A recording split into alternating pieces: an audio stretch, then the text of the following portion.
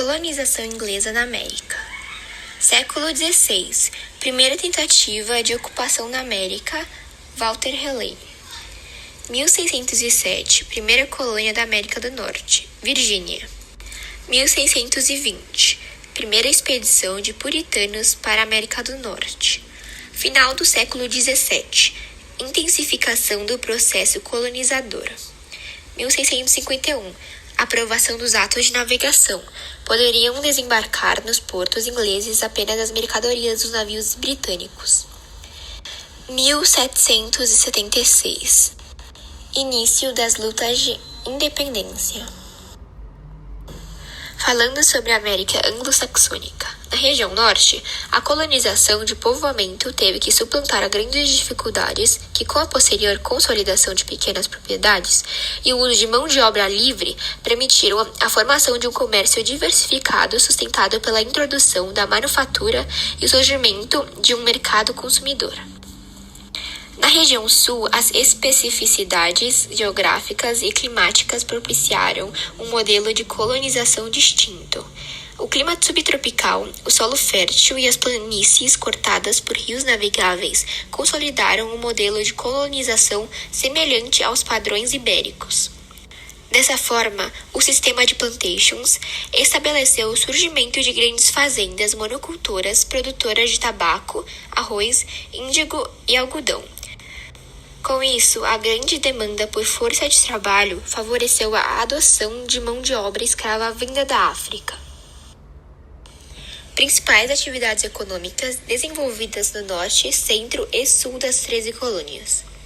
No norte das 13 colônias da América Inglesa, a economia se baseava na manufatura voltada ao comércio interno, com o trabalho assalariado, já que o clima dessa região era muito parecido com o da Europa, frio e seco. Assim, esse clima impossibilitava o desenvolvimento da agricultura nessa área. Além disso, o norte era o centro do comércio triangular estabelecido com as Antilhas e a África, que trocavam entre eles escravos, rum, melaço e outros produtos manufaturados. Já no sul, se estabeleceu como base da economia a monocultura de tabaco nas plantations, atividade favorecida pelo clima tropical que prevalecia nessa região. As plantations eram latifúndios monocultores de exportação que usavam escravos como mão de obra.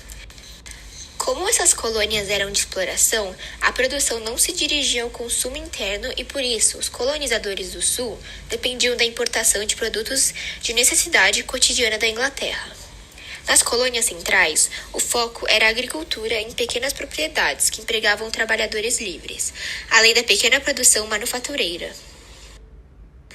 A organização do trabalho era caracterizada na região norte como mão de obra livre, ou seja, o sujeito trabalharia e receberia uma recompensa, possuindo uma maior liberdade. Já na região sul, foi adotada a mão de obra escrava, uma vez que teriam que trabalhar no sistema plantation. No campo agrícola, plantavam, porém, não recebiam nenhuma recompensa. Enquanto a região central mesclava a produção agropecuarista com o desenvolvimento de centros comerciais manufatureiros. A escravidão inglesa teve muita influência durante e após a formação cultural. Os principais reflexos da mesma foram a língua, que é atualmente falada nos Estados Unidos, o inglês, a grande desigualdade social entre brancos e negros. Naquela época, as peles mais claras eram consideradas superiores e também o racismo que veio diminuindo ao longo dos anos, porém ainda persiste. Além de muitos outros, que podem ser evidenciados como as músicas, estilo de cabelos, a moda, a economia, a política, os diferentes tipos de dança, religiões e também a culinária. A vida cotidiana nas colônias inglesas da América do Norte revela uma cultura voltada à função e não à forma. Nas igrejas coloniais ibéricas, quadros ornamentais, altares cheios de detalhes, pinturas, tudo destacava uma forma opulenta que devia levar a Deus.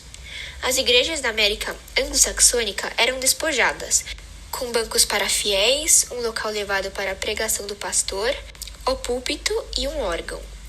As igrejas puritanas, notadamente, tinham destaque para o púlpito, ao contrário dos católicos, que era o altar.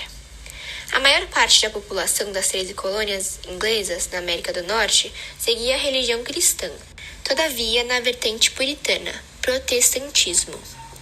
Um dos motivos para o estabelecimento das colônias foi o êxodo religioso, pois no Novo Mundo poderiam viver sua religião sem os entraves proporcionais da Inglaterra.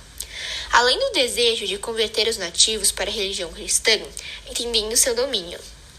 O sul, colônia de exploração, tinha uma ligação com a metrópole, já o norte tinha um autogoverno.